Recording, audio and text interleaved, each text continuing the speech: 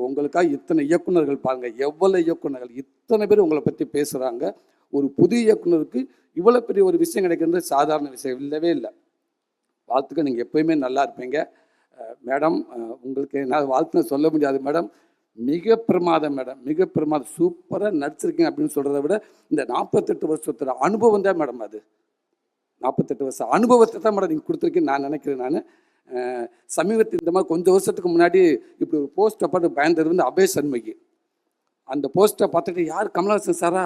இல்லைடா, ஏதோ கிளவிடா, கமலஹாசன் தான் கெட்ட போட்டு இல்லைடா, இப்படி டிஸ்கஷன் நடந்திருக்கு கிராமங்கள் நாளாக இருந்து. அதுக்கப்புறம் எனக்கு சமீபத்தில் இந்த போஸ்ட்டை பார்த்துட்டு ராதிகா மேடம் தானா? இல்லைங்க, ராதிகா மேடம் அப்படின்ற அளவுக்கு அப்படி ஒரு கெட்டப் யார் வேண்டாலும் மேக்கப் போட்டுடலாம் மேடம். ஆனால் அந்த மேக்கப்புக்கு உண்மையாக நடிக்கிறது ரொம்ப கடினம் மேடம். அதை ரொம்ப முழுமையாக சூப்பராக பண்ணியிருந்தீங்க மேடம்.